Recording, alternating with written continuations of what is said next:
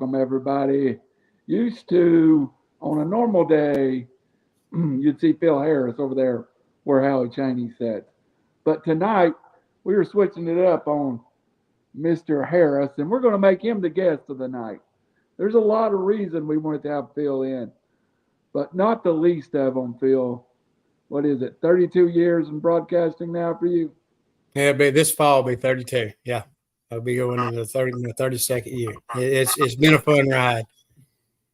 Now, when you started broadcasting, you started out smoke signals, didn't you? Yeah, definitely. On them old Marty systems. That's back a long time ago. People remembers the Marty system, basically smoke signals.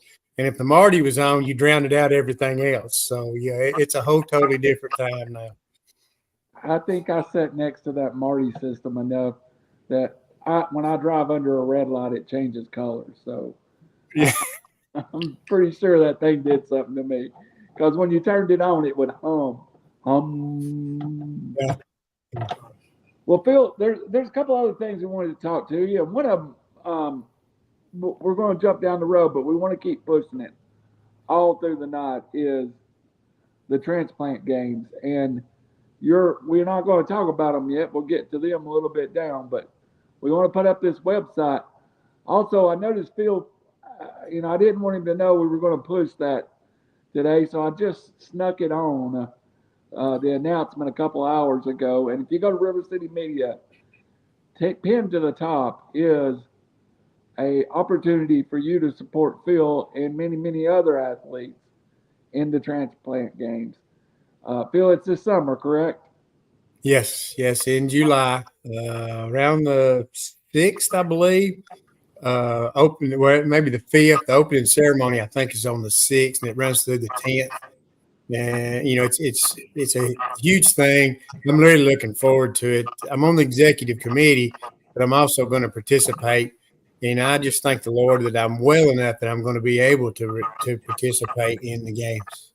We've had a guest on here, Howie, who talked about the Transplant Games, and I feel, since having our guest on and talking about it with you, I think this serves two purposes. One is to show the world that the transplant survivors can compete, and two, to heal a lot of pain that's been involved, and also give back to the donor families. Oh, definitely so. I mean, because you've got the Transplant Games in America going on. You've also got the legacy of hope, which you're involved in when you're going through all the transplant things that are going on. And of course, the big thing is donate life, and that's where you become an organ donor because there's a lot of people benefit. I'm 4 years out from my transplant, and if it wasn't for my donor, I wouldn't be here today. Absolutely. And your health's so much better. People don't talk about it, but it's a different lifestyle. I was with you every day, or at least once a week, when you were the sickest, and your liver was failing you, to your lifestyle today. It's the difference in night and day. Oh, definitely so. I mean, that's like when I went back on the scoreboard, I could tell my mind was a lot clearer. I was a lot more crisp in my thinking. A lot of that has to do with blood flow, and that, comes from your liver. So, it made a real difference. And I could, as soon as I got my transplant, because I really didn't realize how sick I was. Well, Phil, we're thankful for it. I don't know if your mind's any better. I'm going to disagree with that part. It's just faster. It's just faster. We'll talk about that later.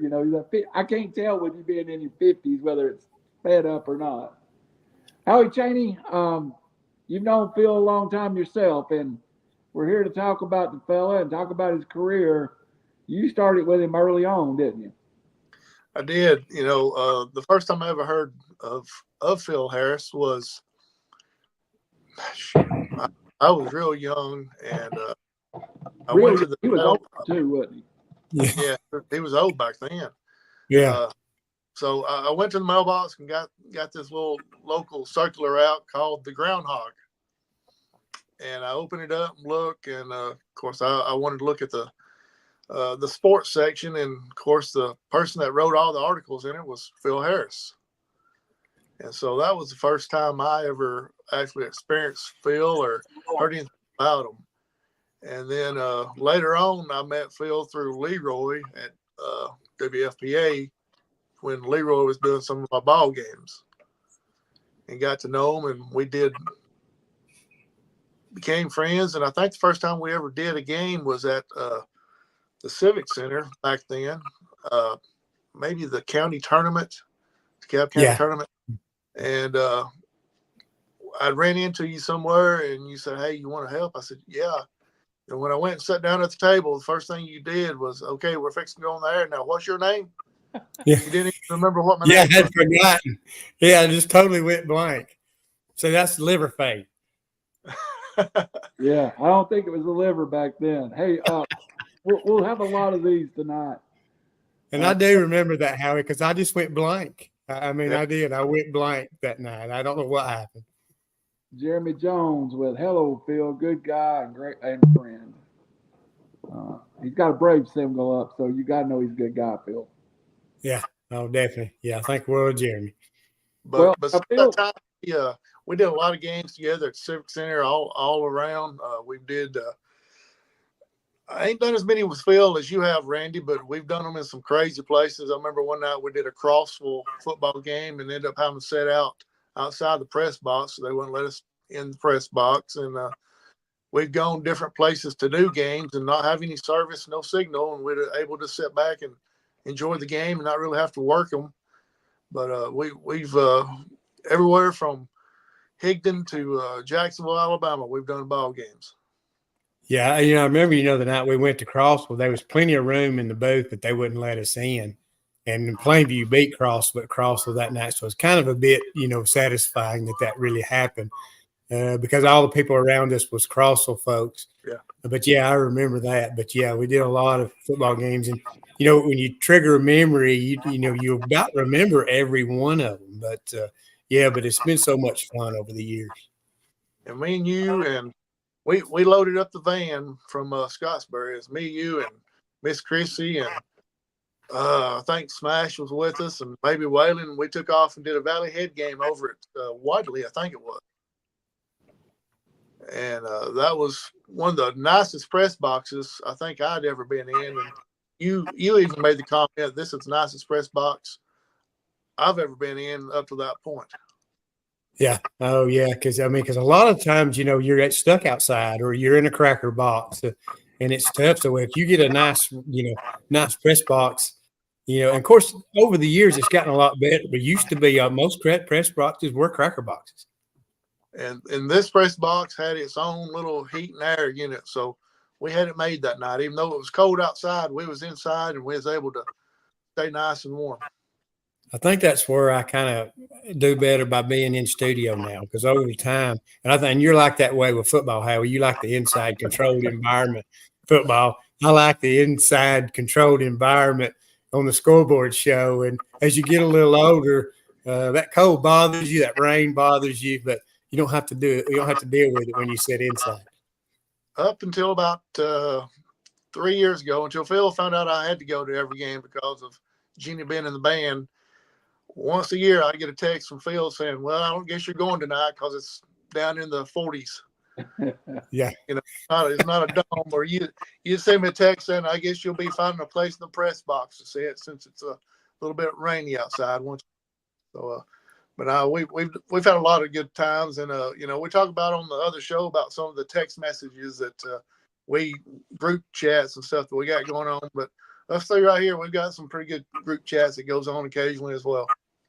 Yeah, a lot of stories to tell and to add. Yeah, it's always been fun. And I can remember, some of those text messages. You would ask me if I was going to a game. I said, "Not unless they're playing in a dome tonight." And for the longest, and I'll come clean on this. For the longest, I had Jamie Lee send you text because you didn't have her number, and she'd send you random stuff occasionally, and you didn't catch on for the longest, I don't think. Oh, really? Yeah. I probably didn't catch on now. She could probably send me anything. I wouldn't know the difference. Hey, we got another message on there, Randy. There you go. Mr. Valley Head, our Phil Harris from Stacy Smith. Yeah, that now Stacy, I have to tell you about him. Now he's called Hero, and you'll have to, if you ever talk to him live, you'll have to, he'll have to tell you the story of why he's called Hero. But yeah, Stacy was a teammate in high school and a good friend, still good friends. But yeah, it's good to hear from him. You mean there's actually people out there same age as you? Yeah. Oh yeah. No. He was a class below me, so he's probably right around my age, though. Yeah. He played with leather helmets and one bar face mask too. Yeah, right in that tearaway jerseys. Tearaway jersey. I think Bill was actually broadcasting when the Ark was being built. Yeah. I told the story about it. I think I wrote it down somewhere. Randy, go ahead, buddy. Well, I hate making fun of Phil's age because I'm actually a year older than he is. So yeah, you got the AARP letters long before I did. I know you sent them to me. Phil, we both had the same person, very influential to us to get into broadcasting. I was about a year ahead, and I had no broadcasting experience. I didn't know what I was doing. They'd put a mic in front of me and I'd talk. But then you got brought in a year later as kind of a little more polished. Even though you hadn't broadcast, you definitely had more of a plan than I ever did to how to broadcast. And that would be Mr. Leroy Stansel brought us both in. Oh yeah, because I can remember back in the days is when this really come about to me get started. I broke my ankle playing basketball, and I was down for about 6 weeks, and it was right after my dad died. So I had a lot of thinking to do, and I always wanted to be broadcasting when I was young. I knew when I was 9 years old it's what I wanted to do. So I got to thinking, what can I do to get myself into this? So I thought, I'll just take a shot. So I called Leroy. I called WFPA because I knew they did ball games. And I called Leroy and talked to him. And he said, well, Phil, I really don't have anything for you. He said, but I tell you what, I can't pay you anything. But if you want to come do color on basketball games, you're welcome to come and see how you like it. Well, first night I was hooked. And of course, he invited me back and then it led to that. But, Leroy was a big inspiration. Him and Ron Livengood both kind of paved the way to get me started. And it's like any kind of story you have about people. There's somebody out there that gives you that opportunity. And Leroy Stansel was the first one to open the door for me. And I believe it was 2 years you and Leroy and myself were together as a broadcast team all over DeKalb County. And it may be the funnest 2 years I ever had because Howie, believe it or not, Phil and Leroy's instruction was to give me a live mic and go find people to talk to. So that was your instruction to me. Yeah, and crazy, you'd have to find him. If you went down to him, you'd have to find him. He might be in the concession stand. One time we went down to him and he's in the band. So in a Sylvania Fife game, he's in the band. And he does something in the band. And also at one time he got the cheerleaders to do a cheer to say hello to me and Leroy during the game. But that was the thing. Randy wasn't where he was supposed to be. You just had to find him during the game. And you just say, okay, Randy, it's you, because you didn't know what you was going to get. Well, after a while, you got me a little more serious. When we separated, you gave me some advice, actually. And I went to do color on my own. And when you went to Scottsboro, I believe, and I went to Fort Payne originally, and then I went to North Jackson. Your advice was very simple, and I remember it to this day. It was to make it about what's going on in the field, and mamas and daddies like hearing people's names. And I mean, that was your advice. Yeah, I mean that's the whole point. I mean, all through I have done this, and this is what I wanted to add into this is when you start getting a little older, there's a whole lot more years behind you than there are years in front of you, and I think that's called wisdom. And after a while, you want to pass on your wisdom to other people. So where do you start? You start with young people, and you mention their names, you put them on a pedestal. You make them feel good about themselves, because that's what this is all about, because you want them to be following your footsteps and be good people when they get out in the real world. Because after a while, we broadcast sports and do sport. It's a game, but it becomes serious when they finish their playing day. And you have so many people that know you. We have several of them that left some comments for you. One of them was Coach Hammond at Valley Head. Phil's a lifelong friend. He's loved the ball and the students of the athlete. Always unbiased and puts players first. Does a good job covering all the programs in the tri-state area. Phil, I think this sums up what you are as a broadcaster. Kids first, kids first, kids first. Yeah, I mean, there's certain teams I root for. There's certain colors I root for. But at the end of the day, when they take their hats off, they're people. And that's, you have to work with these people. You have to live with these people. It don't matter where they go to school, who they're rooting for. But at the end of the day, you root for people. And that's what this is all about. At the end of the game, you want them to become a better person. Absolutely. Howie, I'll turn it over to you for a few questions. One time, my favorite story he never tells, he threw it to me, and I was in the bathroom, and it was 3rd and 1, or 4th and 1, and I told him I looked short. Turned out I was right. So I made a call from the bathroom that was correct on the field. Proud of that to this day. When we do basketball, when we do the basketball games, we did the Jackson DeKalb County tournament this year, and I would kick us off, and Phil kind of thought I was making fun of him, I think, or kind of picking at him, but I'd always say the voice of DeKalb County basketball and the living legend, one or the other, and it's true, Phil. I mean, you anywhere you go in DeKalb and Jackson County, they know you they used to know you for basketball mainly, but now they know you from the scoreboard show. Yeah. And I guess, over time I must have done more things right than wrong. But it started out, I did this for myself. And then after a while, it got to be for others. And I just enjoyed it, and I'm not the kind of person that beats their chest, but, it's nice to get patted on the back every once in a while.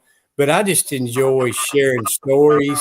When I see the games, I try to figure out a little bit of a drama during the game while I'm telling the story. And it adds so much perspective because it's more than just the score and the time. When you're broadcasting, you're telling a story, and you want to share that with others. Yeah, absolutely, and that's one thing that we talked about in the past. As far as we would do the Jackson County tournament, DeKalb County tournament, we'd do the local teams, but then once the region took place, they would change over to somebody else that did not have a clue about how that team got there, or what may have, just like Ider, they didn't know how Ider's girls really got there, but they got there without their star player for most of the season. Yeah. Yeah. There's no story. Yeah. They couldn't get that story in there like you would always put in there. Well, there's no storylines. And this is one I'm going to share. You and I did the DeKalb County tournament when Ider played Sylvania. And, McKinley Traylor, she dressed, but we knew she wasn't going to play, but we was wondering why she dressed. And then the technical foul come. They walked her out on the floor, and she shot 2 free throws. And it was a very monumental moment because you could tell from the bench what she meant to that team. And she walked out on the floor, and you could feel the energy really, kind of balloon into the Civic Center. Well, then you could tell she was a little nervous. She knocked down both free throws, but then everybody stood up and gave her a standing ovation as she walked back to the bench. That was a monumental moment. That was something that needed to be shared. And I even talked to Coach Jamie Pruitt about it, and he said that was the plan. If we could get a technical foul, she was going to shoot the technical. Right. You're talking about monumental moments and stuff like that. Can I ask you what's your most favorite game you've ever done? Like football, probably. Yeah. The best game I ever did that I enjoyed the most was when one year, and I don't remember what year it was, but it was when Brett Tinker played at Ider. And I think it was the last time Ider beat Plainview. And in the second half, Brent Tinker took over that football game. And it was amazing to watch him take over in the fourth quarter, and they were tied in the fourth quarter, and he took that team down the field, and they beat Plainview. I think it was 21-14, but that was probably my favorite game of broadcasting because of an individual's performance. Randy, I've done quite a few games. Oh, I'm sorry. Go ahead, Randy. What you're talking about, Phil, one that I had wrote down that we had done together was Sylvania and Colbert County. And I think similar to that night, that might be my favorite game ever. We saw Steve Stanley kind of take over for Colbert County that night in the same, but we also saw Josh Anderson have a great game for Sylvania. Still talk about that game till this day. When Howie and I interviewed Coach Benefield a couple of years ago, he was talking about the game. That's one of the historical games, most historical games, I think, I broadcast. How do you look at it that way? Yeah, that's one you remember. Albert County had a screw up on a punt, got a first down out of it. Actually got a touchdown, ended up getting a touchdown out of it. And then, of course, Sylvania's quarterback broke his hand, and Coach Benefield's talked about that. In those days, if they would have been in shotgun, that broken hand might have not have been a difference, but he had to take the snap under center, and it made a difference in that game. Yeah, there was a lot of things that happened in that game that made it so dramatic because Sylvania actually had a chance to win that game. Absolutely. And I think if they won it, they win the state. Because if I'm not wrong, Colbert County went on to win the state. Yeah, because that was one good football team. Sylvania was very good. Yeah. Howie, sorry to interrupt you. You were on the subject there, and I wanted to come back to that. No, that's great. That's fine. I'm going to ask you this question, but it's about Phil, Randy. But I'm sitting here, I'm drinking a swig of water every once in a while. You're getting whatever you're drinking there.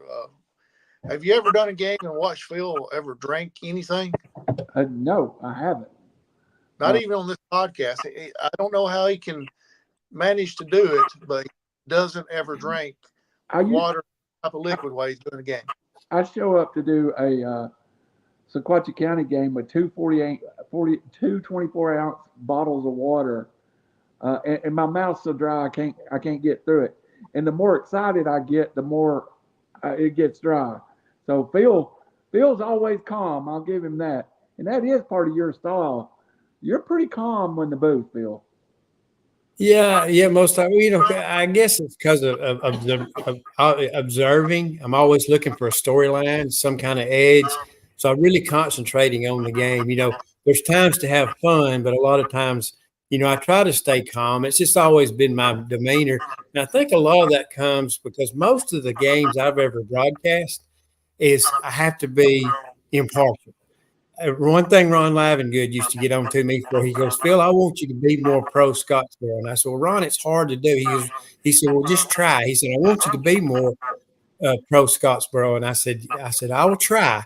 I said, but most of the broadcasting I've ever done is I need to be in the middle. And I kind of like to stay that way because everybody that's listening to you ain't for the team that you're rooting for.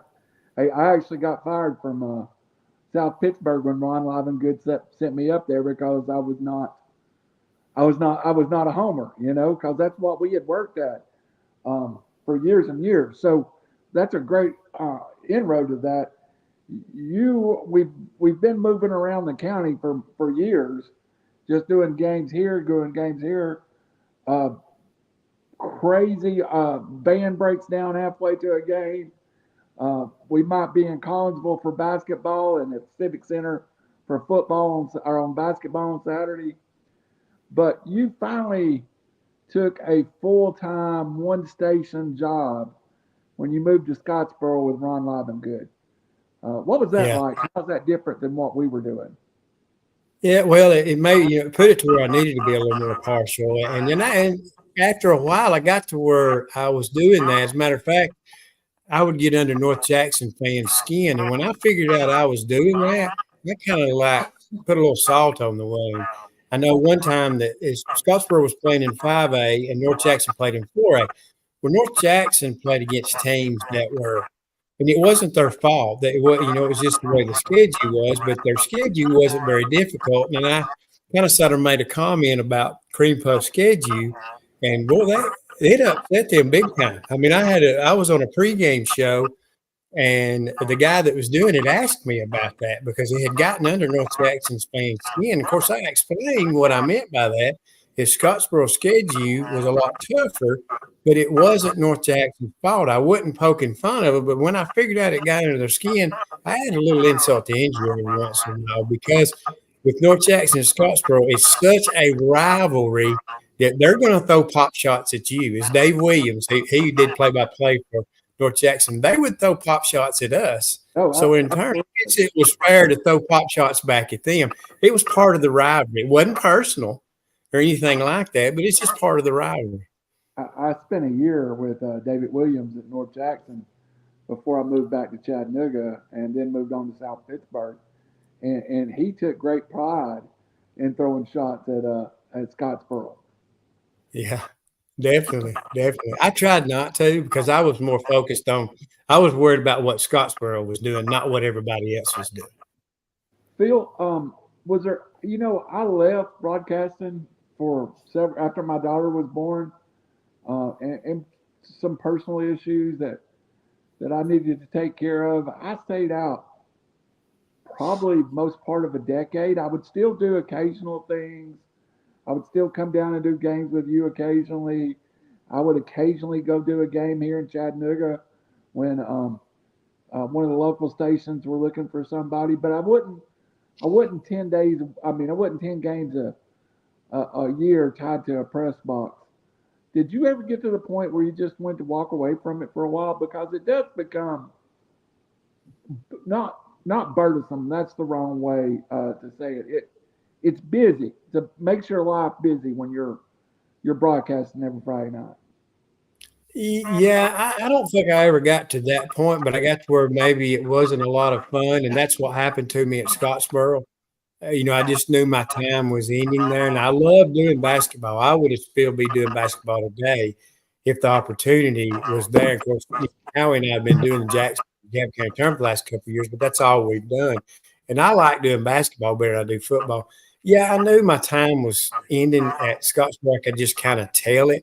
And I did. I was like, I'm going to give this up. Maybe something else will come along. I don't know.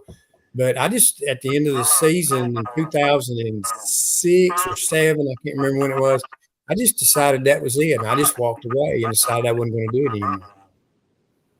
Now, the reason that you like doing basketball better is because of who you're working with, or?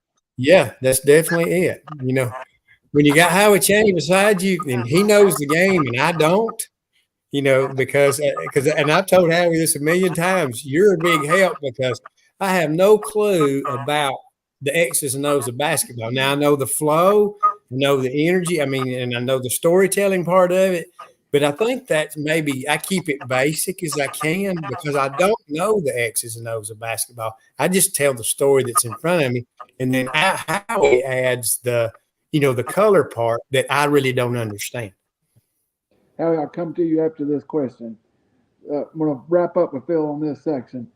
When about 10 years ago, I decided to take another job back in radio with play-by-play over at Sequatchie County. I talked to you, and most of my career had been some play-by-play, some color. I've never really been dedicated year in, year out to play-by-play, and it never was. You were always more serious about it. I had fun, but you were always more serious about getting a good broadcast. You gave me some advice that was invaluable to me at that time. Down in distance, time on the clock, and you said it's more important what happened at the end of the play than what the beginning of a play. Explain that all to me over the years.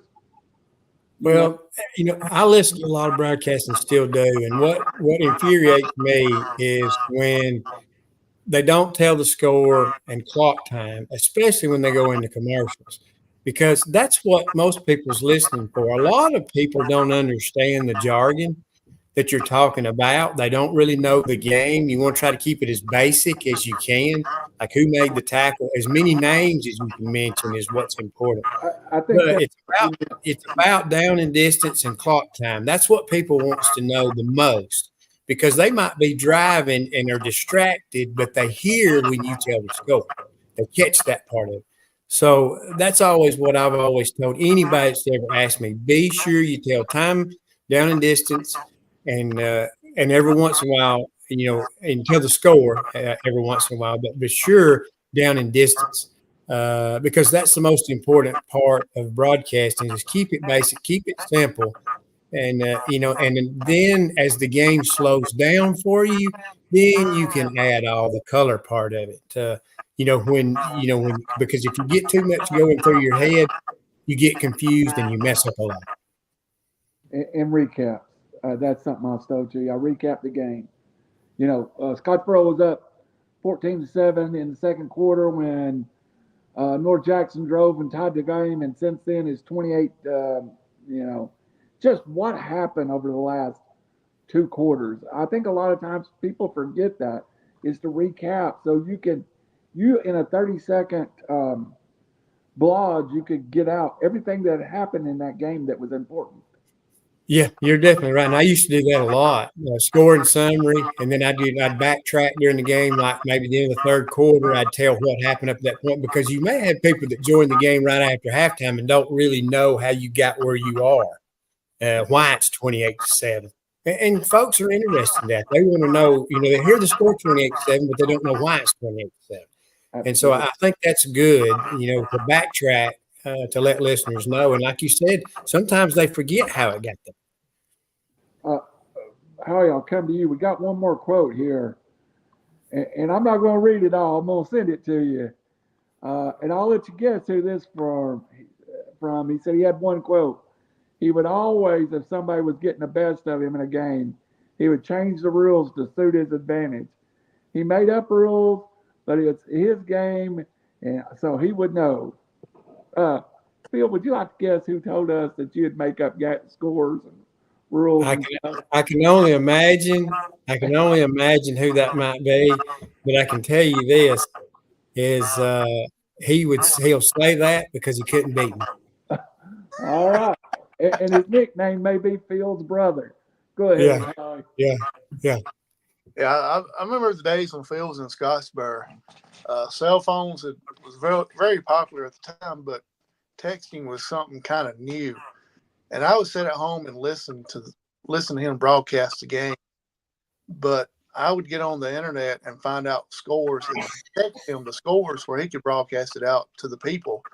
And I thought that was getting on his nerves, so I quit doing it. And then he got in contact with me and said, "Hey, anytime you got a score, send it to me. It adds more to the broadcast."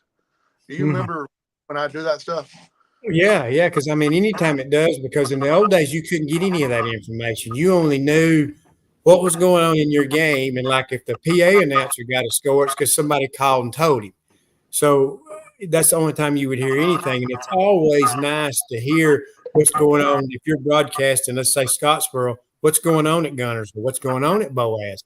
You want to know those, especially when you get into the region part of it, because there's people wants to know, we're in first place and so-and-so's in second. How are they doing? And you want to know those things, and it does add a lot. I remember sitting there listening one night, and I don't remember who Scottsboro was playing, but Scottsboro kept the ball for the whole first quarter. And I think they ended up scoring with the second play of the second quarter. And I sent you a text, and I'm like, "Phil, I've never seen or heard anything like that in my life." And I don't know if you realized what you'd done, but when you came back from that commercial break, he was like, "You're absolutely right, Howie Cheney. I've never heard or saw anything like that myself in my whole life." And I'm like, "Well, there's my answer." Because how often can a team, especially high school, put together a drive like that and not have any mistakes, totally execute? Because if you have a drive like that, it's probably 18 to 20 plays. You have to have execution on just about every play. Very rare does that happen, especially today when teams score in 3 or 4 plays quite often. If you make a team go 12, 14 plays in a drive, they're probably going to mess up at some point. Yeah, absolutely. Especially at high school, like you said, because you don't even see it in college and pros either. There's always, everybody's got at least 1 or 2 possessions a quarter. But on that one there, it was just it was Scottsboro all the way. Randy, what you got for us? Just making sure we're hitting the give butter below, and it's up, and you can donate. You go into it. There's a icon of Phil. Choose his character like it's a video game, and you select Phil's face. Which, if you can look past that and donate some money, because at the end of the day, if we could raise a couple of dollars for the transplant games, that's what we're here for. Go ahead, Howard. Well, and that don't just benefit me; it benefits others, especially people that may not be able to raise money because it costs $2,500 per athlete, counting housing, food, and everything. You're there for 5 days, and you want as many people to participate as you can because it's a special time. From what I understand, when they do the opening ceremony, it's very emotional, and I'm really looking forward to it. The guy that's the co-manager who we had on, Stan Smith, he told me, he says, there will not be a dry eye in the place. I promise you. How he pick up, and we know Phil's a big softy anyway, so I'm sure it'll get him too. Go ahead. Yeah. Something that I brought up earlier was about Randy was about Phil not drinking no water under the broadcast, but I did learn that go and buy him something, he will drink it. Oh, he won't drink the whole thing, but he'll take a few sips of it. He can't resist taking a couple sips of it. Yeah, I will just a little bit. I don't know what that. Sometimes at supper, I won't even drink anything. I don't know why that is. I understand what y'all are saying. I never paid that much attention to it, but yeah, I guess I don't get a dry mouth or anything like that. I really don't understand why I'm that way. I don't know if it's nerves, if it may bother my stomach. I really don't know. Never really even thought about it. So I'm on pain medicine right now, so it makes my mouth dry. So that's the reason. Oh, okay. All right. Because I'm sitting here with 3 bark bases on trying to be still. So yeah, I'm fighting through the pain. Go ahead, Howie Chaney. So you finished up at Scottsboro. Let's move on to how did you get involved with WQSB? Well, when I left Scottsboro, I had no clue what I was going to do. I think it was on a Friday when I told them that I wasn't going to do it anymore. And, of course, I talked to Campbell Smith was the main one I talked to, and God rest his soul. I thought the world of him. But he's the one that told Ron, said, just leave Phil alone. He needs some time. He goes, well, do you think he might do basketball? He goes, just leave him alone, Ron. I said, he needs some time. So I left there on Friday, and on Tuesday, Jeff Allen called me and asked me if I'd be interested in doing the scoreboard. And I said, well, I've never done anything like that, but I'm willing to try. And he told me how much he'd pay, how much they would pay me. And he said, I want you to give it a try if you will. And I said, well, I'll try. And of course, first time, of course, you had to, adjust and learn. And Jeff and I had to learn to work together. But it was amazing that just about 5 days after I had quit one job, I get a call for another one, and the rest is history. And, I have really enjoyed being on the scoreboard. I have really flourished in that show. And like I say, it's to promote communities, coaches, players, fans, anything we can do to promote our communities, because our local football and basketball is so well supported, and we're just a part of that. And it's amazing how fans flock to our sports, because when you go over to Huntsville and those kids are playing in front of empty stands, and that's sad. And I hate that. So anything we can do to promote high school sports, we want to do, because we want those fans in the stands. That's what it's all about. So how do you think that Jeff found out that you was gone in that short amount of time?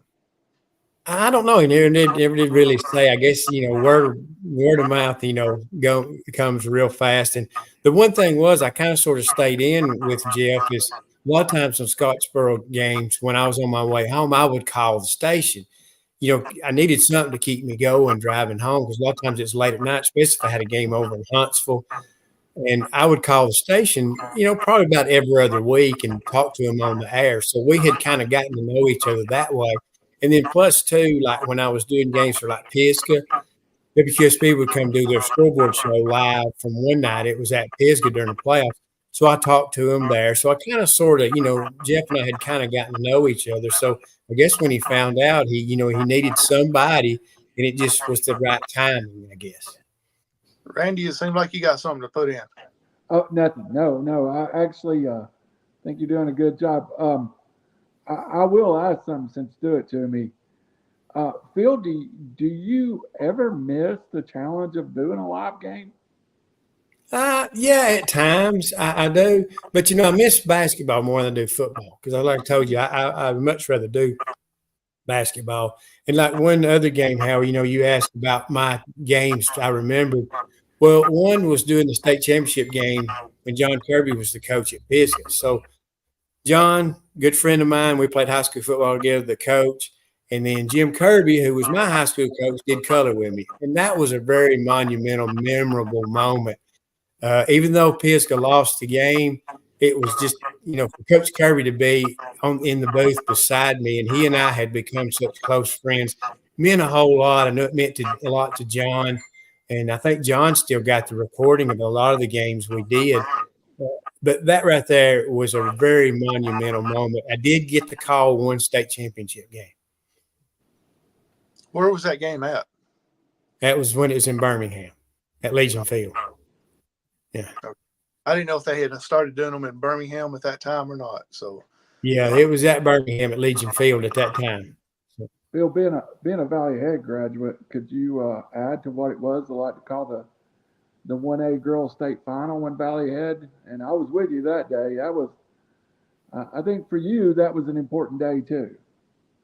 Yes, it was a lot of fun, but I really was. I was truly. I was heartbroken for them when they lost that game. A freshman hits a 3-pointer at the buzzer, and I think it still goes back to Fife played that day too, and they won the state championship that year. But I still goes back to yes, when Valley Head's winning, it's special, and I enjoy that. But still, on the other hand, it's about those kids. I wasn't really disappointed for Valley Head. I was disappointed for the players and the coaching staff and the fans. It doesn't matter what color you wear. It's just your heart breaks for the kids when things like that happens, and because it's something that they will always remember. And like Coach Jamie Pruitt talked about, it was nice to walk in that 1A girls state final and walk in and hug necks. And it was happy tears instead of sad tears.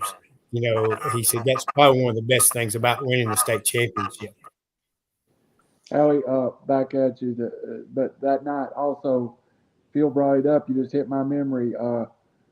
Ray Houston, I think was her name then. Am I correct? Was it Houston, her maiden name? That played at Fife, won her 5th state title that night. For Fife, what was her maiden name? It's been a guest on here, Allie. Ray, basketball player from Fife. Heather Powell, yeah. Yeah, okay, yeah. Heather Mays. Okay, I get you now. Won her 5th title about an hour later. Yeah, oh yeah, she was an amazing player. She's one of them that could have averaged 40 points a game or more if she'd have wanted to. She was very unselfish at times. And I remember Coach Cochran used to get to her. He wanted her to be selfish sometimes, but she was not that kind of player. But she had a great supporting cast at the time when she was at Fife. Coach, you'll have to forgive me for messing up your name. It's been 30 years, so of course I got it wrong. Howie, go ahead, buddy. Let's finish up then with the studio show. Yeah, well, actually, I want to go back to Valley Head real quick. I remember me and Phil did a Valley Head game at the old gym in Valley Head up on a video perch there that's only made really for one person, but yet both of us and all the equipment was up there, and we did a game up there. And I ain't gonna say I've never been as nervous, but being up on that little perch there with me, Phil, and all the radio equipment, I wasn't sure if we was going to stay up there the whole game or not. Yeah, I mean, was that the night that Valley Head played Fort Payne? I think Valley Head played section that night. Was it section that night? I know one time we did a game up there, and it was Valley Head played Fort Payne, and then I know there was some important games because I remember because Bobby Holloway was the girls' coach at that time. Boy, they had some good teams, but Yeah, that's a little shaky being up there. You couldn't be a little because you'd be toppling off a chair and down onto somebody. But yeah, that was kind of a tough. But we had a good view of the court. Yeah, absolutely. Like you said, you couldn't move. If you moved very much, something was going to fall. Yeah. So, back to the studio show with QSB and everything. You've been there for how long now? What, 15 years? Well, this fall will be the 17th year, I think. 17 If I have my years. math right. Yeah. It'll be 17th year. Y'all have a lot of regulars that call in, and so I know you've got acquainted with a lot of them. Is there some of them you'd like to mention? That what? I know you've had some of regular people that have called in on a regular basis. Uh-huh. Like I can't think of their name right now, but would you want to mention a couple of them that you enjoy listening to when they do call in? Well, it's always, of course, a lot of the call that are coaches, they're great to hear from. Mike Robertson from Hoax Bluff. He's always entertaining. Coach Pruitt a lot of times. Dale Pruitt at Plainview call in a lot of times. Coach Van calls in. Coach Benefield, it's hard to pry anything out of him. But he's always loyal to call and talk to him. Call and talk to us. But I enjoy all of them. Over time, when you get to know them over the air and you know kind of what questions to ask them, that's what makes it fun. Because as you interact more with them and get to know them, you know what kind of questions that will kind of, get them going. And I tell you, one that's fun to interview is Lee Osmond at Arab. He has a lot of. He's very intellectual. Very pro kid oriented. He really loves his players, and he's very emotional, and I enjoy talking with him a lot. Hey, I just remember the guy that always calls in and goes, "Roll, Tribe, roll." Hatchie. I think that's just Hatchie coming out. Yeah, he's a lot of fun. He's called long before I was there, but yeah, it's always great to have him on because. A lot of times Jeff has tried to have guests come on, but when we've tried to do that, it seems like every time we get there, somebody will say something about the referees or something, and that's the last thing we want to talk about because we want to stay positive in everything we do. So the loyal people, yeah, he'll call in and he'll let them talk because a lot of times if we try to go off grid, we get burned a lot of times. Yeah, and you told me one time that y'all could also get fined or something like that, if I'm not mistaken. Well, you can if you talk about the officials and somebody turns you in, you can get in trouble for it. Just any broadcaster can. And and I know you got places where the officiating's not good, but you have to put that aside. Like I tell people, you can't worry about that. If you're good enough, you're going to win the ball game anyway. You'll find a way. And that's just part of the game. It's just part of the things you have to deal with. That's the first time I've heard you say that, you've told people. Most times I've told Chrissy, but this time you said, I've told people this before. Yeah. Oh, yeah. I know Chrissy got mad at me in one football game because I kept, the officiating was not good. I promise you, it was not good. And I told her, I said, just watch the game. You can't do anything about that. Just watch the game. And she got mad at me. She really got mad at me. But Betty had ended up winning anyway. So it all turned out okay. All that was forgotten. But sometimes you just have to do that. You have to kind of put that aside because it'll ruin your game by, concentrating on something besides supporting those kids. Al, if you look at my car right now, there's a speeding ticket for going 50 in Saudi Daisy and a letter from the TSSAA for something I said on the air they wanted me to correct. So, yeah, they will. They listen more than you think they do. Yeah. Randy, you want to kick us off on this? Not really the main reason, but one of the reasons that we're here. Before I do, I want to talk about something, Phil. You don't have to talk about it. Let's just point it out. Friday, you're dedicated to this show. Saturdays, on most days, you're headed to a college football game somewhere. So it's just not Friday night. It's Saturday for you too. Yeah, well, a lot of times I have to work on Saturday morning too before I go to the game on Saturdays. But I enjoy going to Knoxville to the ball games. It's tough getting there. Of course, Chrissy a lot of times gets us there. But I enjoy that part of it. And what I enjoy the most, more than the football game, is the people you get to know around you, the relationships. That's what you get to looking forward to. It's, of course, it's about those guys between the white lines. and you want to watch the game, but it's the people watching that's so fun. We sit by the student section, and you're going to have a story to tell just about every game. Yeah, and you learned what a Jew dog was sitting up there too. Yeah. Yeah. Yeah. Had mustard spilt on me a few times. I mean, there's been all kinds of stuff happen. Speaking of your lovely wife, there's so much I could say and how proud I am. The person he generally wants good things for everyone, strives to be polite, influences others, especially young people. I've watched him interact with people.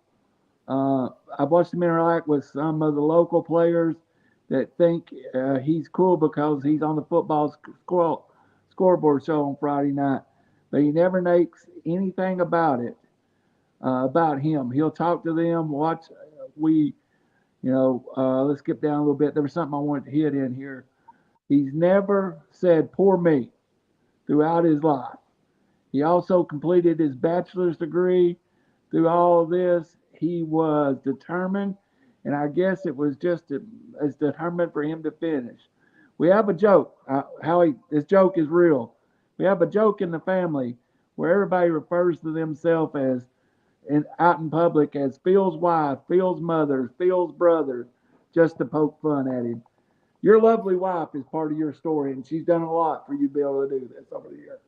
Oh, definitely so. She's been my supporting cast, as many times as I've been away on Friday nights, been away in basketball games. And she even reminded me of the night that you and I had to go do a game, and she was sick in bed with strep throat by herself.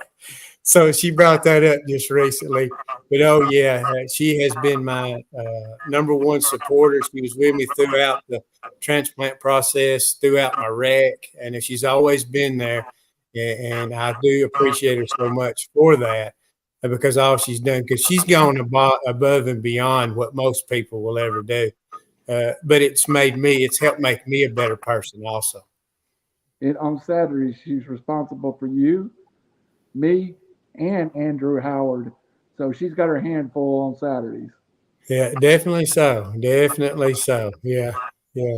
We'll have to say that. She gets us there and back sometimes.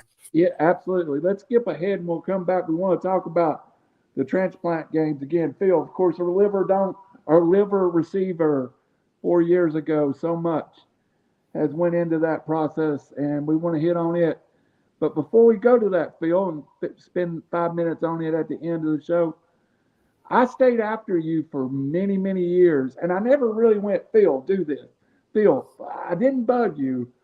I just kind of started RiverCity Media, and I told you up front when I started it, part of the reason I started it was you, that I wanted you on here. But I never continuously bugged you, but finally you showed some interest in it, and I think we've learned to really enjoy this every Monday. Yeah. I never really thought I would do this. I've never watched podcasts much. I've never been that much interested, but I've always loved radio. But over time, I guess where I've done media days, done the scoreboard show, I guess it's kind of sort of set me up into this kind of thing because a lot of the scoreboard show is an interviewing process. And you want to, when I have a coach come on the scoreboard show, I don't want to ask him the same old questions. I want to find something a little bit different, even if it's to find out what he had for supper the night before. Just something different because I want people to understand that there's more to it than being a football coach and those kids out there, that there's people involved and what goes into showing you that final product on Friday night. That's what I want to find out. So I guess since I started doing this podcast and we can actually bring a coach in, set him down, let him get comfortable and ask him questions about, not go deep into his personal life, but find out what makes him tick and what's made him, how he's gotten to where he's at today. That's what makes it fun. I guess that's what's made it enjoyable for me doing the podcast because all coaches we have on and players and whoever we have on open up and are honest and are transparent. And that's what I enjoy. Coach Rivers, I saw him the Tuesday after on the show Monday, and he grabbed me and understand Coach Rivers is a bear of the man. I'm 6'4", 300 pounds, and he tears over me. And he pulled me up tight to him and was shaking his hand. He goes, y'all got me with some of those questions the other night, and that's really what it's about. That's the Yeah. most I heard Coach Rivers opened up about his personal life playing football at UTC. Yeah, and that's what I want to do. I want them to, to enjoy that. And even Terry Ellison told me after we talked to him, he sent me a message. Anytime y'all want to have me on, I'll be on again because I can work on my public relations skills. So I enjoyed that, and you could tell he got comfortable as the night went on, and that's what it's about, and talking about as many kids as we can. And of course, you and I have talked about this. We're going to attempt to have more student athletes on because we want to hear their story. We don't want to exploit them in any way, especially when they go through their recruiting process. And Sam Evans was a fine example, a smart young man, and he gave us some great answers, especially regarding the recruiting process. Absolutely. So let's go to the absolutely. And I think I'm not going to get off on a show tangent, but student athletes that are out there, if you'd like to be part of the show, we maybe not have as many contacts with you as we do coaches. So if you're interested in the show, let us know. Send me an email. It's all up on RiverCity Media. We'd love to talk to you. Yeah, of course, and too, though, we want to talk to their parents first just to make sure it's Absolutely. okay. 'Cause we don't want to exploit them in any way. Absolutely. And like with Sam, we've talked to his dad, Joey, who's just a big supporter of ours. So before we go, and Howie, I want to get you involved in this too. I want to go back, Phil, and I want to talk a little bit about your transplant. And it's part of your story, and it's an important part to me. Um, it really changed Phil Harris, the man that I know. Um, Tell us a little bit about the process of becoming who you are today. Well, I think, and I think a lot of people go through this. I was diagnosed with the liver disease I had, which is non-alcohol cirrhosis of the liver. It puts life into perspective. There's something wrong, and your days may be limited. So you start living every day and try not to waste any time because there's no guarantee for tomorrow. And I think, and that's what kind of started me thinking. And as I went through the process and got a liver, and it totally changed my whole life perspective. I pay attention a lot more to the little things. I know how important it is with relationships with other people. How to try to be positive as best as you can. How to promote others because the one thing I've always said, I want to leave this world a better place than I found it. And and that's kind of what I live by, and because that's the way I want it to be. Because one of these days I'm going to meet my maker, and I want him to pat me on the shoulder, and tell me good job. Phil, your love for young people, though, I really and there's a quote from me in here. It really doesn't matter. I asked my daughter what she'd say about you, and she said, first and foremost, I want to say thank you for everything you do for her. And she said the same thing. And I know it's my daughter, and we're friends, but you have that passion for all young people. Yes, I do. I want them to be great people in life, and like I said, it doesn't matter what color they wear because it's about them. It's about these kids. I think it's great for kids to play competitive sports because they learn so much about life. You have your ups, you have your downs, you set goals. You have to adjust your goals. But at the end of the day, it don't matter how many games you win or lose. If you lose every game, you still got to get up and go to practice the next day. On Monday morning, you could have had the worst weekend ever, but you still got to get up and go to work every day because people's counting on you. It's that way in football, basketball, whatever sport you play.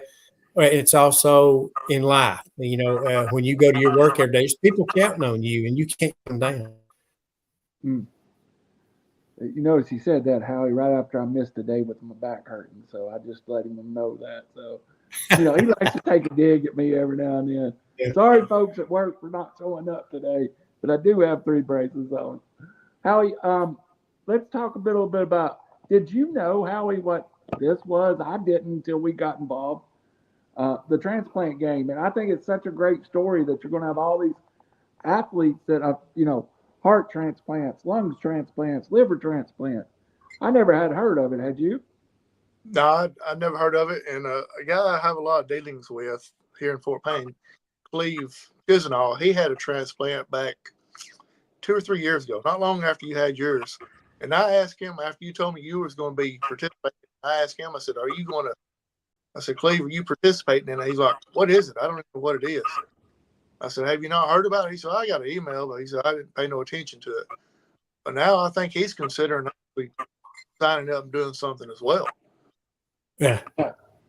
Oh yeah, I want to invite everybody, especially here in Alabama. Of course, I mean, there's other states too, because we've got people coming from all states all around the country, even from other countries that'll be coming to Birmingham, and it's going to be a lot of fun. They've been trying for years to get the Transplant Games to come to Birmingham, and they finally made it happen. So I worked around, got on the executive committee, and then decided, well, I'm going to participate in games because I think I'm healthy enough to be able to participate in several sports. I'm looking forward to it.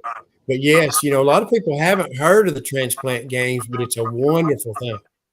You're healthy enough to participate, but are you athletic enough? Maybe. I was at one time. Now in school, I played tennis and baseball and basketball. I have played a good bit of golf. I'm not great at it, by no means.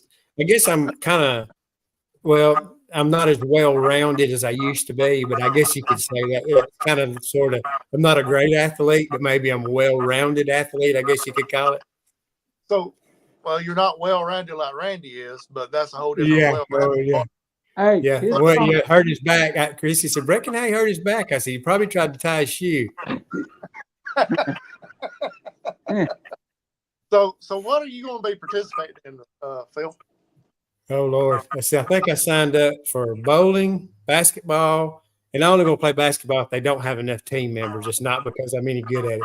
I know I'm going to play singles tennis, team golf, probably pickleball, mixed doubles. Just you're only allowed to participate in one sport every day, but I signed up for a sport every day just to participate. I mean, you don't have to be great at them. I played them all. I'm not good at any of them, but I want to participate. The biggest one I want to participate in is tennis.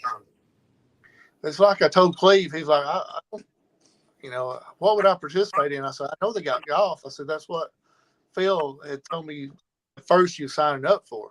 He's like, well, yeah, I might do the golf thing. So there's something out there for everyone. Oh yeah, I mean, they even have. I think they have darts. They have some kind of trivia, Olympics. There's all kind of different sports.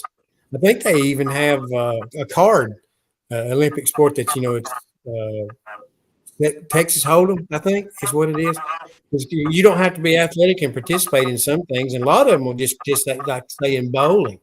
Because there's so many that will participate in that, and there's medals to be won. And of course, I don't know how many athletes are going to be there. There'll probably be several, but there's an opportunity to win medals. If there's an eating contest, I could sign up for that. Yeah, I don't think they go.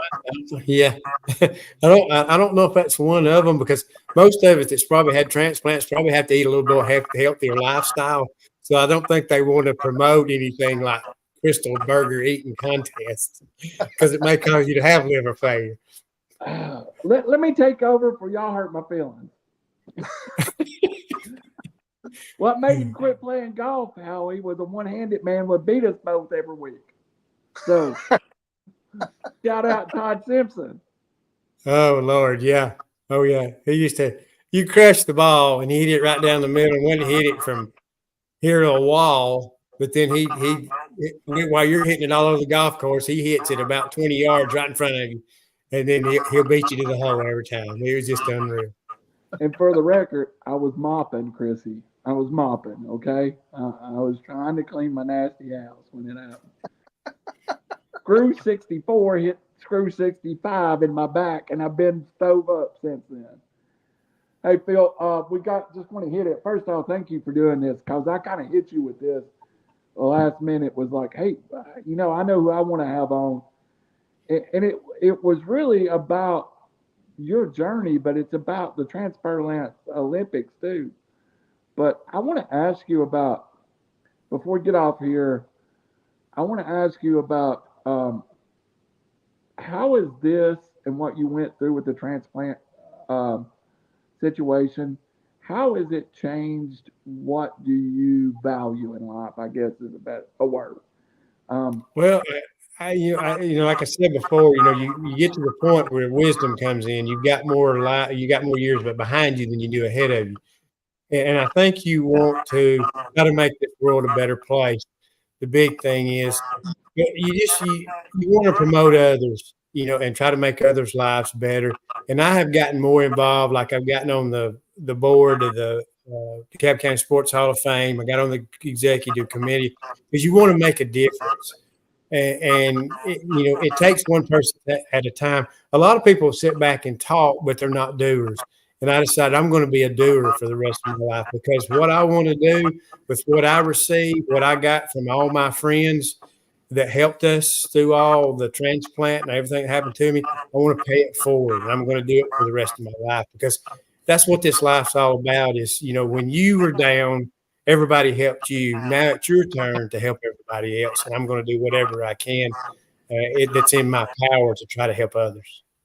we don't talk about it much here, but you're also a member of the Volunteer Athletic Scholarship Fund, where you give money each year. We buy football tickets, but that money goes to support athletes in every form at the University of Tennessee. Oh, definitely. So, yeah, and you want to see that happen. Not only get you to see them play, but you're also helping to try to support them. And that's what it's all about. Also, it's more than just going to a football game because those kids respond. They respond to that, and they love you for it, and they enjoy their time while they're playing athletics. And we might get Phil, I think sometimes what means the most to me is we'll get a phone call about once a year, and it might be for a tennis player from South Africa just thanking us for a donation. So that always means the world to me because people think you buy football tickets just to go to the football game, but the level and dedication we show the University of Tennessee, it's got to be about more than just football. I remember that time I played a joke on you when we had season ticket with Phil Fulmer was the coach that I told you that Phil Fulmer called our house about thanking us for buying season tickets, and you fell for it. You thought that was that, but he had really called us. Yeah, I did. But it was recording. He got you good, but he didn't call me. I got a call from Letty Alexis, the third string striker on the soccer team, and I was like, how's he getting Phil Fulmer and I'm getting Letty? How he changed his close out tonight. Phil, I don't know if I've ever told you or not, but I appreciate everything that you've done for me and my family. You walked up to my oldest daughter one night. We was all together eating in Chattanooga, and you walked up to her, put your arm around her, and said, "Keep working hard. You'll get what you need in life. It'll come to you."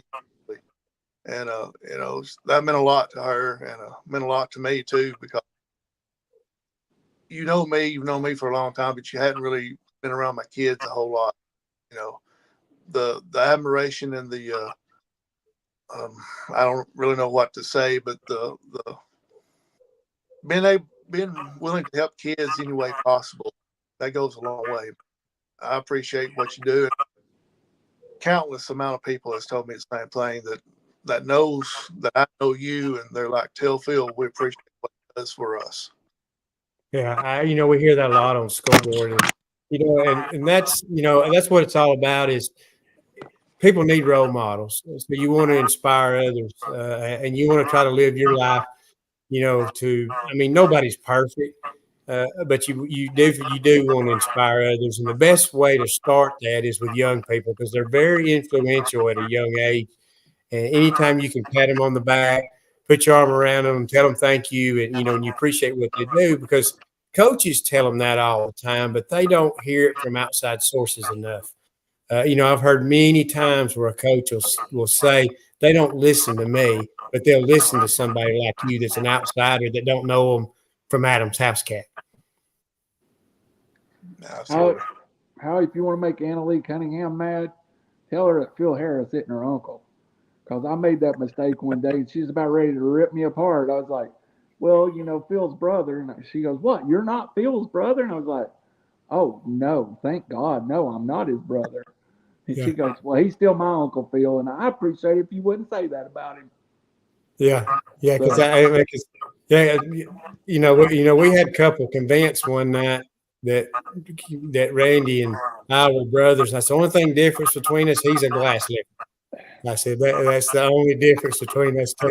And she goes, "There's no way y'all can't be brothers. You don't even look alike." Oh, we had them going, but it's a lot. It's a lot of fun.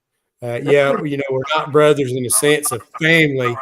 But it's always had good friends that you treat like brothers. Yeah, absolutely. And, Y'all were brothers from different mom and daddies. well, Phil was Yeah. fat back then. Phil was Yeah. fat, Howie. We looked more like brothers back then. I've outgrown him now. Nobody'd buy it anymore. So they think We've gone a few places together, me and Phil, and me and you, Randy, and the time that all three of us have gone places to either eat or ball games or whatever, it's always very entertaining. There should be a camera around because the way y'all two get along is just like the way brothers would get along. Yeah. Oh yeah. That's all I'm gonna say. Yeah. Oh yeah. It's the first. It's one of those where you throw somebody you throw each other under the bus, and then you back the bus up. Yes. Yes. Yeah. Unless you get put in jail, and then they'll come bail you out. But that's another story for another day. And But they'll laugh at you first, though, won't they? yes. Oh yeah. Yeah. Oh yeah. All right, one more time. Transplant Game. Give butter below. It's scrolling. I actually made it scroll.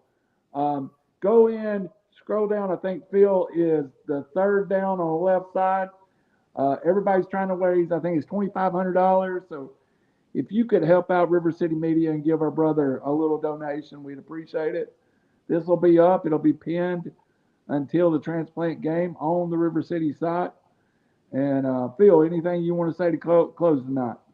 Well, I appreciate being on, and I'm really looking forward to the Transplant Games and being able to participate because, if it wasn't for being a liver recipient, I wouldn't be here today. And I always think about there's a fellow I know, Jeff Pike, who was from Ider that lost his life in an accident at work, but he was an organ donor, so he gave life because he was an organ donor when he got hurt at work. And I so think about him often because he and I were friends right outside of high school. He played football at Ider when I played at Leatherhead. But there's people like that you have kind of tie-ins with that also makes this kind of thing special because I'm a recipient. He was a donor, but his spirit and his legacy lives on in other people. And what better way to go out is to leave your legacy for somebody else. Couldn't say it better, no matter if I tried for years. For Howie Cheney, for Phil Harris, Randall Cunningham, this is Beyond the Booth. Next week, come back and join us. Glenn Hicks, Coach Glenn Hicks from Sylvania is going to be here. So good night, God bless, and we'll see you next week.